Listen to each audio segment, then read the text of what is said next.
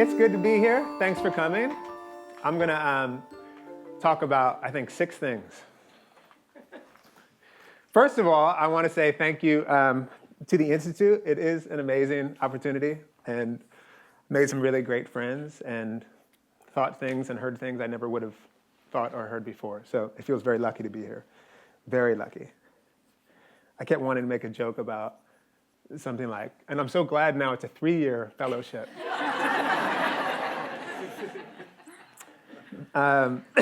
The second thing I want to say, we were listening to Gratitude, Earth, Wind, and Fire. Do you all know Earth, Wind, and Fire? And you probably know Maurice White died, like, I don't know, 2 weeks ago or something. Maybe you didn't. But I was thinking, I've been thinking about Maurice White. I was watching some of their videos, Earth, Wind, and Fire's videos this morning. So one of the things that I loved, I mean, that was like one of the groups that I grew up on, you know? Hi. So, you know, the music that I grew up with and that I kind of grew up with my father, it was Earth, Wind, and Fire. So I grew up actually right outside of Philadelphia, and like the other little white kids were like writing AC/DC and Def Leppard on their books, and I was writing Earth, Wind, and Fire and the Commodores on my books. But the thing that that song's called Gratitude. My book's called Catalog of Unabashed Gratitude. It just occurred to me how formative that was and how beautiful they were on stage. I mean, the music is incredible, but how beautiful they were. I was looking at them and like Philip Bailey, who looks like he's the young guy with the beautiful falsetto voice. And I remember they got a song called Reasons, and it's like an adult, grown-up, sexy song. And I remember being 7 or 8 years old, like singing the reasons that we're here, you know. In the morning when I rise, no longer feeling hypnotized. I was 7. So, and then another thing I thought about is that when I was a kid, I would listen to the music with the headphones on. And I heard my dad one time, who was a huge reader, and I just wasn't into books, as you pleasantly heard from my mother. And my dad, I overheard my dad say, at least, because I was sitting there reading the lyrics, because I would get all the records off the Columbia Record Club. And I overheard my dad say to my mom, well, at least he's reading something. So Maurice White and my big brother taught me how to read. The second thing I wanted to say, so he's in the room. I have a teacher named Lucille Bertuccio, who she might still be alive, but she's on her way. But she's a gardening teacher in Bloomington. And she is just, you know, she's one of our elders in Bloomington who has given so much of her life to us. She, you know, I first met her because I was at a urban, what's it called? Like a foraging class, edible weeds and stuff like that. So, you know, we'd be eating like violets off the ground or dandelions, which I love, and all kinds of stuff like that. But and I took other classes with her as well. She was an incredible model of sort of generosity and kindness. She was so beautiful. I can remember her walking down the street, because she didn't have a car, so she'd always be walking with her her cart when she's going to the market or whatever. Her laugh, her incredible wisdom, her joy, her sort of rage, you know, her sort of beautiful, critical rage at the ways that the planet's getting fucked up. So anyway, I don't know if she's still here on this planet, but I want to bring her in the room too. And I'm going to read a poem first, an elegy called Burial. So I ask this question when I read this poem.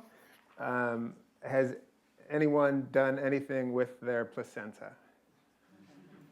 What? What'd you do? I ask people the same question.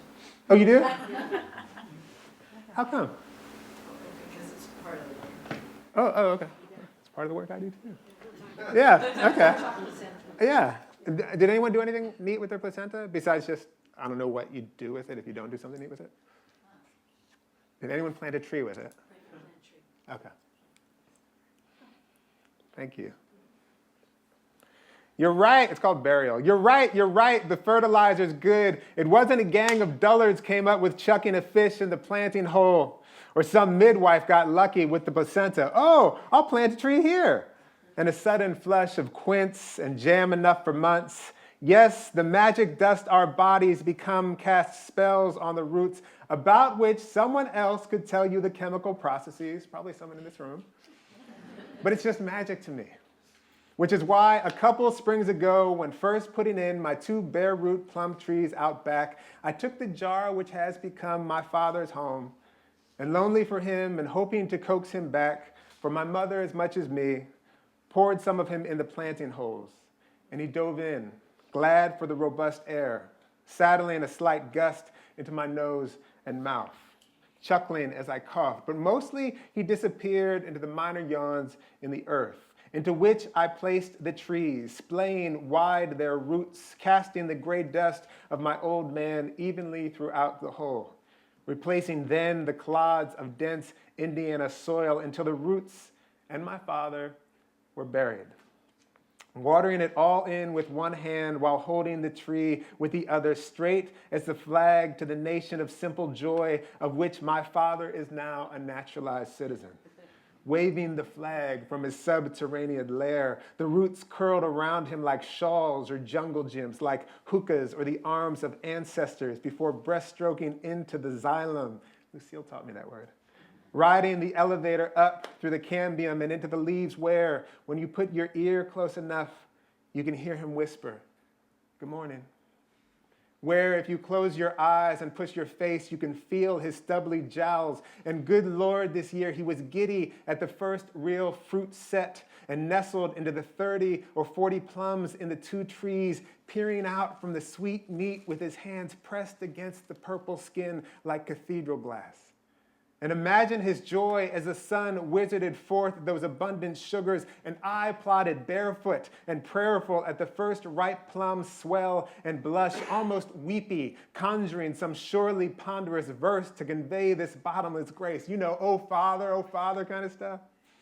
Hundreds of hot air balloons filling the sky in my chest, replacing his intubated body, listing like a boat keel side up, replacing the steady stream of water from the one eye, which his brother wiped before removing the tube, keeping his hand on the forehead until the last wind in his body wandered off, while my brother wailed like an animal, and my mother said, weeping, "It's okay. It's okay, you can go." At all of which my father guffawed by kicking from the first bite buckets of juice down my chin, staining one of my 2 button-down shirts, the salmon-colored silk one, hollering, "There's more of that," almost dancing now in the plum, in the tree, the way he did as a person, bent over and biting his lip and chucking the one hip out, then the other, with his elbows cocked and fists loosely made and eyes closed and mouth made trumpet, when he knew he could make you happy just by being a little silly and sweet. Thank you. This is my talk. I wrote it this weekend, and I thought I was going to write a little thing and then do some other thing, but then this thing just kept coming. I think it's called A Book of Flowers, and I don't know if I will call it A Book of Flowers before the part that I'm going to read to you, or after that, but I just called it A Book of Flowers before it, so we have to go from there. A Book of Flowers. I'll say it again, I don't care. So the deal was, this is from an interview between my friend Kyla, who, for the record, I don't know if I got this right yet. She's also part of this African-American poetry community, Cave Canem, that I belong to. She is coaxing this out of me. She's like my teacher in this, in a way. There's a lot of grief, and she asks me in the interview, There's a lot of grief in catalog, but there's also a tremendous amount of joy. By the time I got to the poem Weeping, about the niece who's made a friend in this butterfly, I have this poem about my niece, and she becomes friends with a butterfly. I was thinking, I'm reading a book of poems about flowers by a black man. Even though you do talk about things related to race, I wondered if you were resisting all the things you could have been talking about. Was any of that conscious? Or were you just minding your business, talking about your regular life? Here's my answer. If there was any kind of overt action the book is taking, and I don't want it to be a book against anything, it's a book imagining or advocating for something. It's really, like the title says, it's advocating for something unabashed, something vulnerable and, full on. If it's conscious of any sort of confinement, it's a confinement that I often feel when I want to express a sort of wild love, when I want to be full on about what I adore. And that's maybe what the book is most. It has that kind of heart in it. It wants to be nuts in love with shit, which includes being heartbroken, all torn up about stuff, and open. And that can feel really terrifying, that kind of openness or attempt at openness. I'll speak for myself. That feels scary. When you're like, oh, I love this. Because then if someone's like, fuck your little thing, that sucks. That hurts. The posture of irony is emotionally easy to take. It's very much a way of not being vulnerable, not being at risk. A book of flowers. 1. Kyla, you and I both know this is a bullshit answer. You gently said as much to me when we ran into each other a few weeks after we did the interview over the phone. I said, hey, I'm going to try to write a little essay to more properly answer your question. There's more to say. To which you said, yeah, I kind of figured. When we talked on the phone, I was wandering around Oakland after a long day at the Black Farmers and Urban Gardeners Conference, a little bit lost and a lot hungry, looking for a place to eat that might have something substantial and vegan both. Not always easy to come by. When I did finally find the place, it was not both, for the record.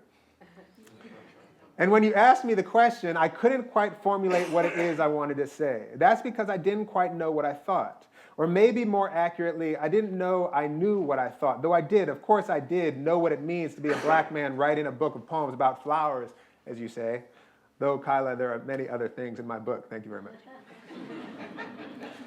I do want to say and re-say to anyone who will listen to me, thank you for asking, Kyla, that I believe in gratitude, flowers, as a kind of discipline, an energizing and catalyzing and potentially collectivizing discipline. What I mean is that when I'm thinking of gratitude, or the gratitude I'm thinking of, is largely about the ways we make each other possible. And that gratitude makes me more interested in making people possible, myself included.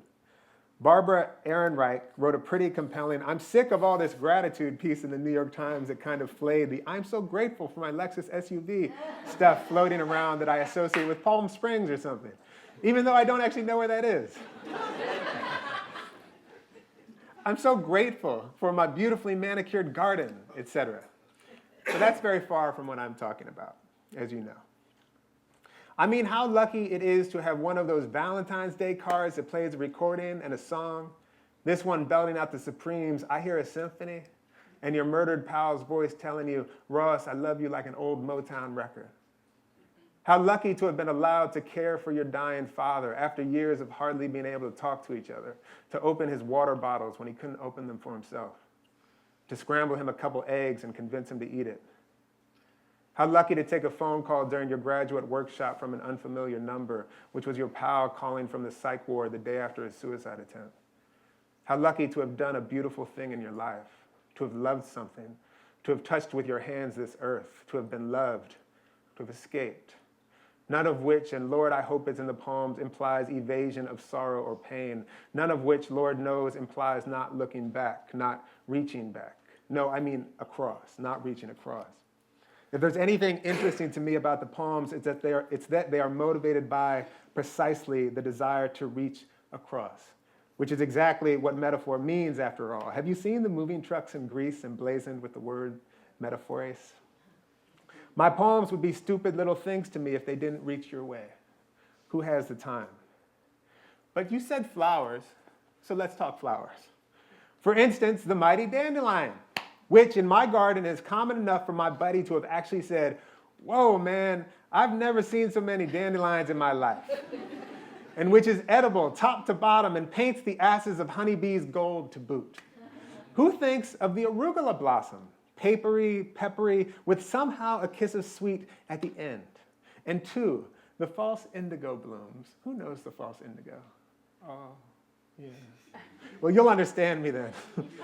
And 2, the false indigo blooms. I'm not kidding. It's uncouth to say so, but I feel somehow the need to repeat myself on this one. It makes the rivers in my body fill up, which, yes, is a not great metaphor for a sexy feeling. While watching the bumblebees lumber up to them, nuzzling the blue petals until they part, then some growling and quaking, before the bumblebee crawls from the cave all drowsy and pollen-lit, and does it again and again. Can you believe it?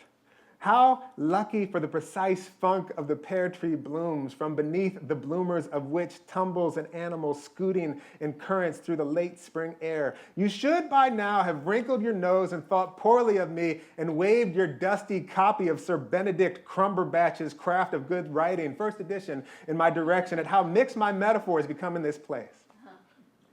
It's true. That's not a real book. But man, that made me laugh when I wrote first edition. I thought, that's a good touch.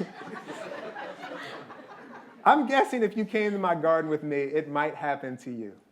And what about the chokeberry? Not the aronia, not the same or as good as, but kind of like the choke cherry. Bitter, makes your tongue sticky, which I used to pick from the back of my grandpa's pickup truck in Verndale, Minnesota. And serviceberry, aka Juneberry, aka Saskatoonberry, whose many aliases pale in comparison to the many registers of deliciousness and health benefits of the simple berry. And 2, how lucky for the goumi. Does anyone know what a goumi is? Oh. Come to my garden. In fact, yes, let me take this moment to sing no small praise upon the goumi bushes in my garden. Let us first attend to the word in the mouth, which is itself a kind of miracle, forcing you to become a baby again, glottal and cute, guh, before coaxing you to say, ooh, you crooner, you, and then to say, which you know is a sound of things, and closing out with the E.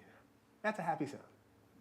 And then let us acknowledge, too, the no fewer than 8 trillion glassy freckles shimmering the goumi's red surface, which, when you account for the 8 trillion goumi on this one bush, makes a galaxy of glassy freckles. I was imagining, like, the mathematicians and like walking out. You don't know what trillion is. Not to mention the silvery leaves. Oh, wait. Not to mention that the goumi makes its own nitrogen, its own food. And who does that these days? Not to mention the silvery leaves also speckled, flecked to mirror the berry, or the flower preceding the berry, which is not quite like the bell of a trombone, but I will say like the bell of a trombone today because it is one of the many things in my garden turns my body into a horn, pulling me into the orchestra. And from that not quite trombone, or the trillions of them shivering on the bush, is belted a smell both sweet and creamy that drops me some days to my very knees. And I haven't mentioned yet the way they taste, the way they hang on the bush, slowly wizening into an unspeakable sweetness which will, every day from late June to mid-July, make you forget whatever the hell it is you came out here to do, unless you came out here to eat goumi. Or this.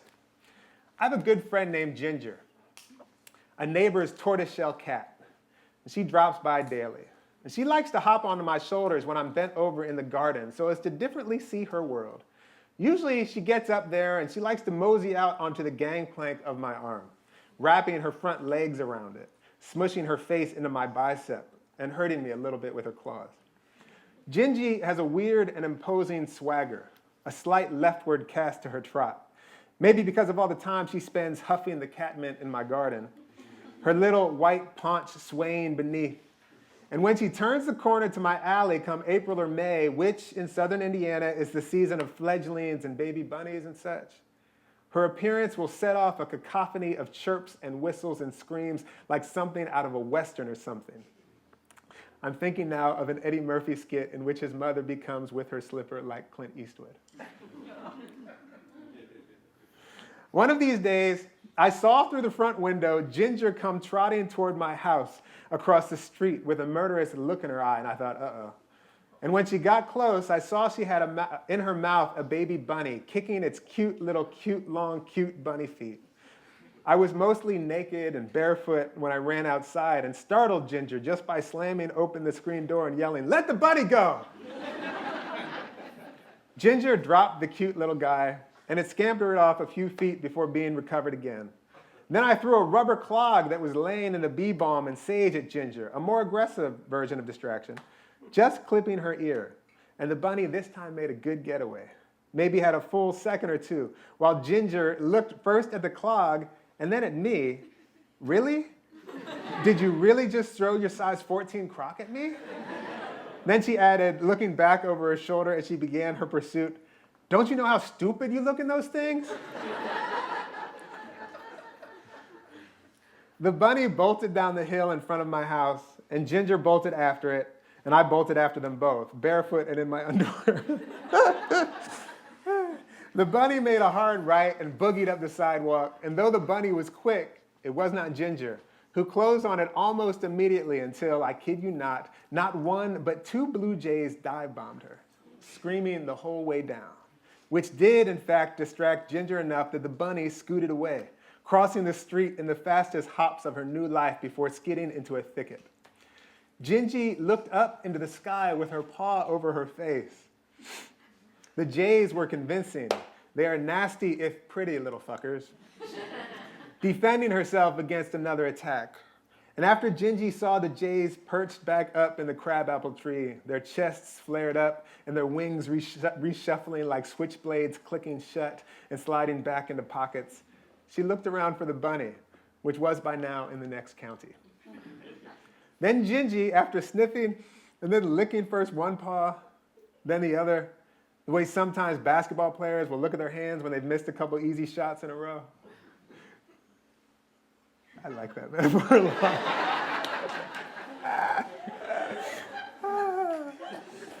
lot. Turned around at me and shrugged as if to say, "Did that really just happen?" It did. I saw it with my own eyes in my own garden, which I feel so compelled you're right to spend time in and to shout about. Its beauty, its wonder, its care to anyone who will listen. Or this, what the parsley looks like in flower in its second year. Its weird stalks shot up nearly my height and the blooms like doilies peppered with luminous wasps. Or the drift of mountain mint, its plumes poking from the dusty leaves on stalks about knee-high, so thick with thirsty bugs, an orgy of bees and wasps and flitterers innumerable, that when you part them with your hands, "Pardon me," you might say, "coming through," you might say, and then lower your face to smell medicinal, floral, sharp. The humming there of the bees you have become is probably not unlike the sound of blood moving through your body. Or the last dance of the peach bloom, that wispy outfit it shimmies out of before swelling into fruit. Kyla, do you know that ants help the peony bud unwrap by licking from the sticky bulb a sweet nectar you can see dotting the flower's surface in little luminous gems? Ever find a big burly mustard plant that volunteered itself in the pine bark mulch at the foot of a blueberry bush? Ever cut down what you thought was a mulberry tree that planted itself in the wrong place only to realize when it wouldn't die that it was a peach tree these days grown to 18 feet tall and heavy with a good yellow clingstone more immune to the rot than all the others? Ever seen the blueberry flowers like the teeniest white gowns after a rain? The bead of water taut in the flower's tiny eye, your reflection quaking in there more like you than any image of you you've ever seen. Ever slid 20 sweet potato slips into a patch of yard without even turning the soil, without even shearing the grass, and watched those slips slither into a carpet of heart-shaped greens, and after the first frost and loosening the soil with your pitchfork, slid your hands into the ground to yank out the clusters of sweet brown bodies, soil-covered and true? Look at me going on like this, Kyla. I'm resisting your question about resistance, looks like. But I'm not really resisting. Truth is, I'm making an argument. I'm making an argument with my body and the ground about our bodies and the ground. 2. When I told my buddy start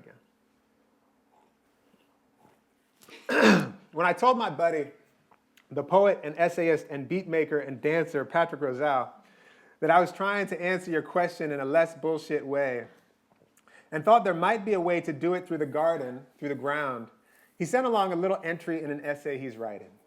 His piece, a seedling still,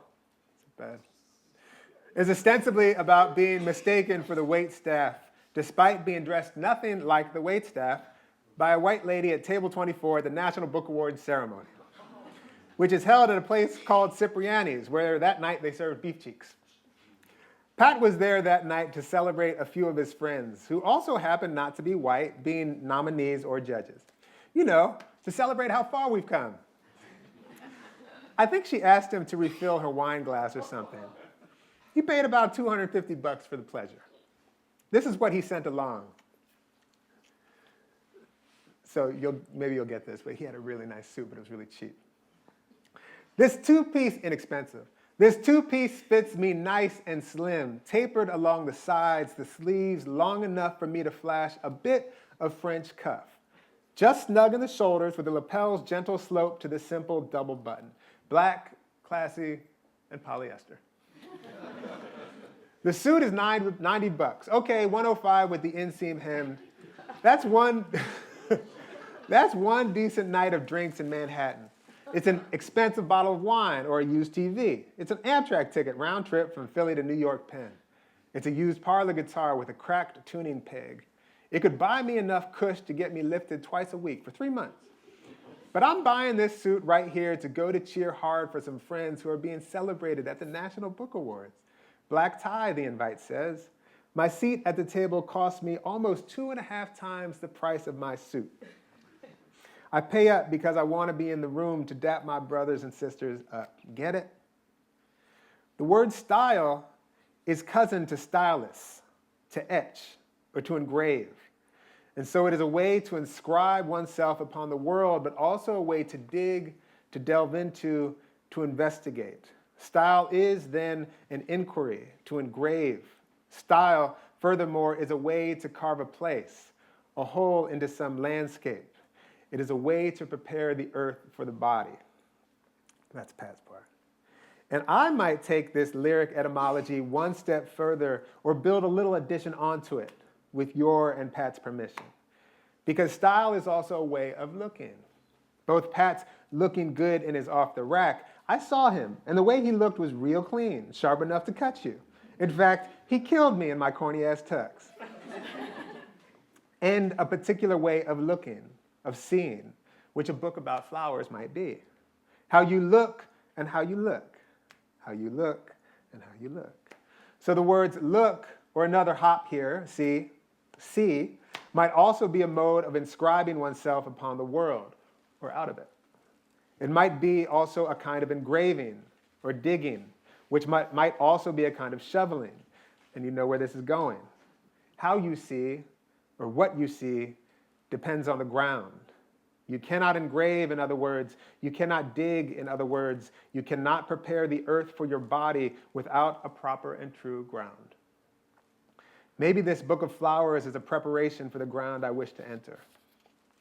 3, preparing the ground for our bodies. Yes, of course I mean the land, but I'm really talking about the ground, what holds us, what we walk on, what we fall onto, what we leap from, what holds us, the ground.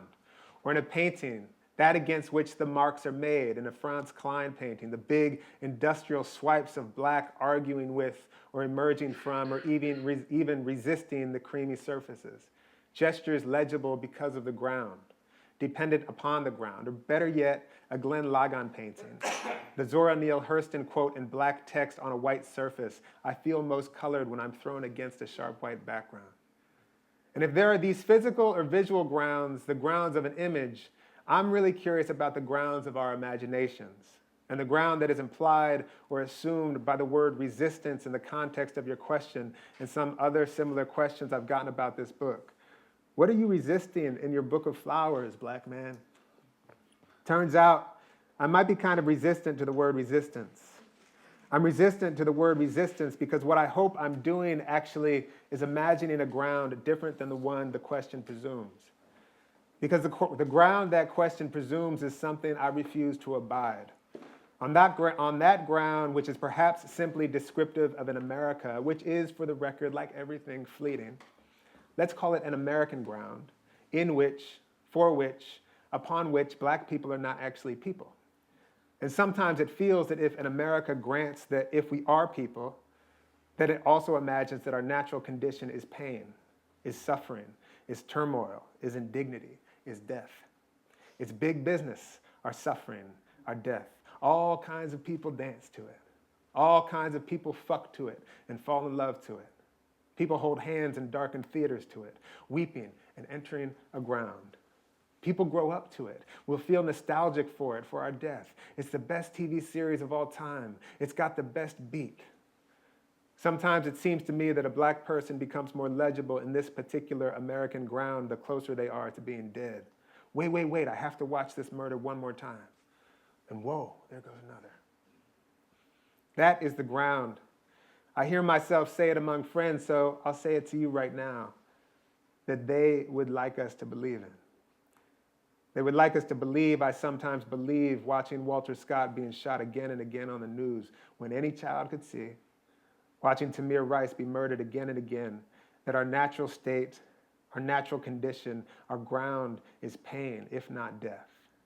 There's a child, I think he's 8 years old, you know this, don't you, who is inventing a rocket pack to escape the bullets fired at him by, he doesn't know this yet, this American imaginative ground. A rocket pack that will propel him far above and beyond the reach of that ground. Let's call that, yes, an American imaginative ground. Let's call it something like a foundational American imaginative ground. And let me say, I don't believe in it as a ground.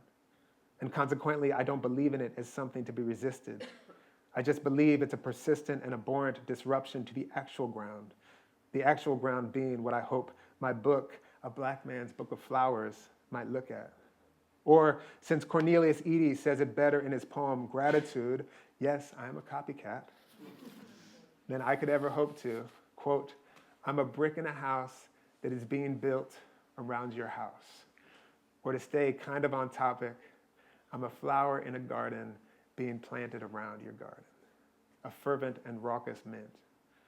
So what's the ground? Our necessary lives, or our lives necessary. And in our lives are many things: loss, sorrow, violence, pain, yes, but also delight, silliness, raucous laughter, care as I see it above all. Love as I see it above all. 1,000 undocumented instances in my life alone of how I've been loved and cared for. Lives that have seen my life and thereby made it possible. Life which has made our lives possible. It's a poem. It's called A Small Needful Fact. Is that Eric Garner worked for some time for the Parks and Rec Horticultural Department, which means perhaps that with his very large hands, perhaps, in all likelihood, he put gently into the earth some plants, which most likely, some of them, in all likelihood, continue to grow, continue to do what such plants do, like house and feed small and necessary creatures, like being pleasant to touch and smell, like converting sunlight into food, like making it easier for us to breathe. 4, celebration, exultation, praise, gratitude, and the rigorous public practice of those things is one of the ways we remind ourselves that our lives are the ground, that living is the ground. Those things remind us that being murdered and fucked over and terrorized is an aberration, and to announce to the state or our shared consciousness or our broken American imagination by hollering with delight at our utterly necessary lives, our beautiful, beautiful, necessary lives that we are in fact meant to live.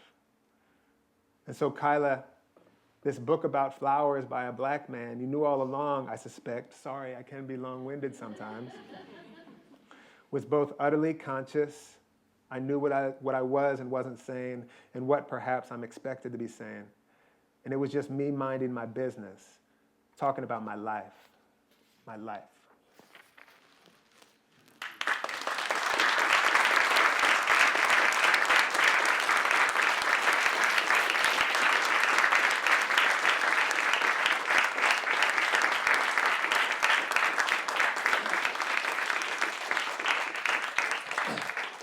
How much time do I have? We started, what, like 10 minutes late?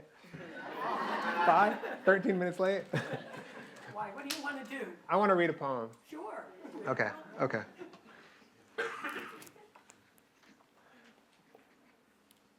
It's called Catalog of Unabashed Gratitude. And the orchard that you talked about is in there. And also there's this child named Era Lee, who in the poem is an idea, and now that's a person. She's born. Catalog of Unabashed Gratitude. Friends, will you bear with me today, for I have awakened from a dream in which a robin made with its shabby wings a kind of veil, behind which it shimmied and stomped something from the south of Spain, its breast aflare, looking me dead in the eye from the branch that grew into my window, coochie-cooing my chin. The bird shuffling its little talons left, then right, while the leaves bristled against the plaster wall, 2 of them drifting onto my blanket, while the bird opened and closed its wings like a matador giving up on murder. Jutting its beak, turning a circle, and flashing again the ruddy bombast of its breast, by which I knew upon waking it was telling me in no uncertain terms to bellow forth the tubas and sousaphones, the whole rusty brass band of gratitude not quite dormant in my belly. It said so in a human voice, bellow forth. And who among us could ignore such odd and precise counsel?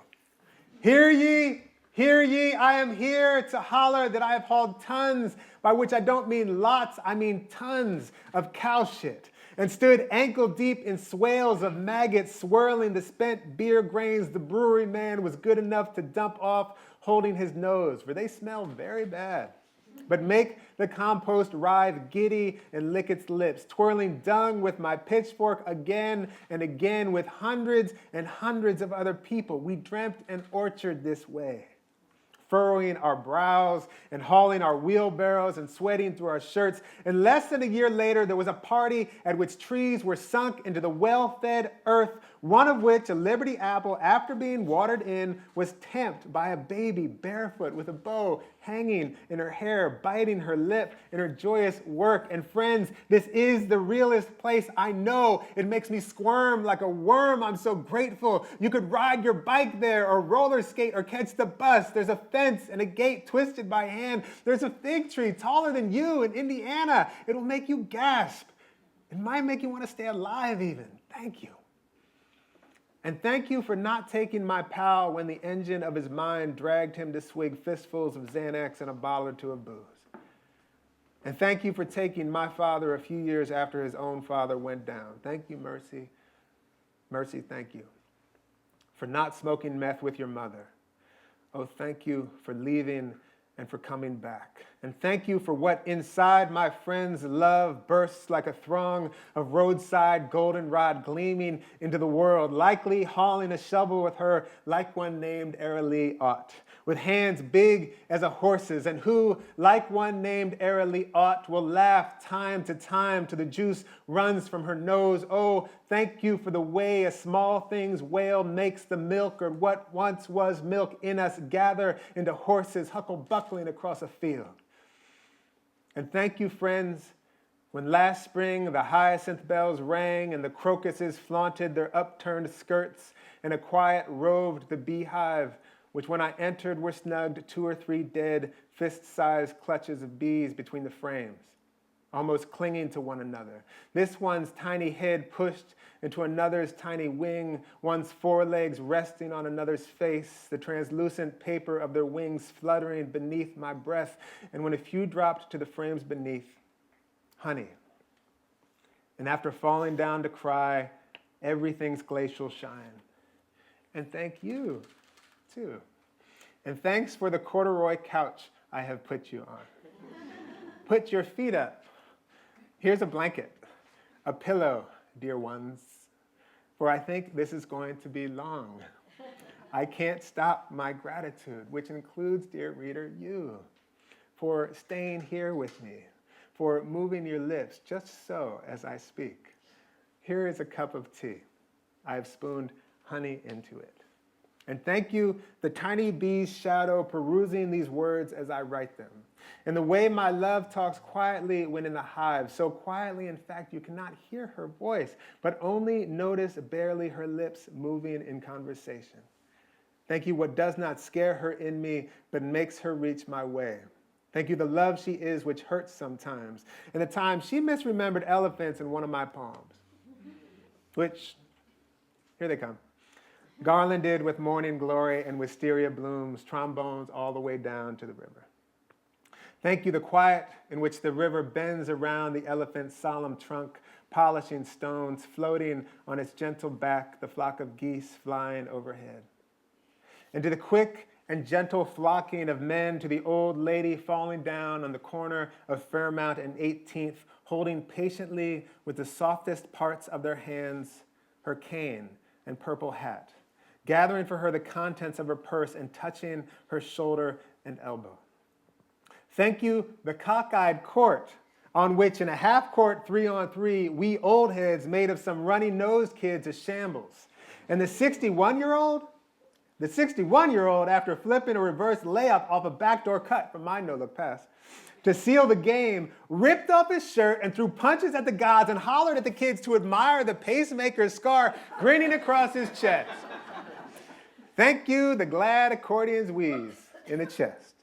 Thank you, the bagpipes. Thank you to the woman barefoot in a gaudy dress for stopping her car in the middle of the road and the tractor trailer behind her and the van behind it, whisking a turtle off the road. Thank you, God of gaudy. Thank you, paisley panties. Thank you, the organ up my dress. Thank you, the sheer dress you wore kneeling in my dream and at the creek's edge and the light swimming through it. The coy kissing halos into the glassy air. The room in my mind with the blinds drawn where we nearly injure each other, crawling into the shawl of the other's body. Thank you, when I just say it plain, we fuck each other dumb. And you, again you, for the true kindness it has been for you to remain awake with me like this, nodding time to time, and making that little noise that I take to mean yes, or I understand, or please go on, but not too long, or why are you spitting so much, or easy, tiger, hands to yourself. I'm excitable. I'm sorry. I'm grateful. I just want us to be friends now forever. Take this bowl of blackberries from the garden. The sun has made them warm. I picked them just for you. I promise I will try to stay on my side of the couch.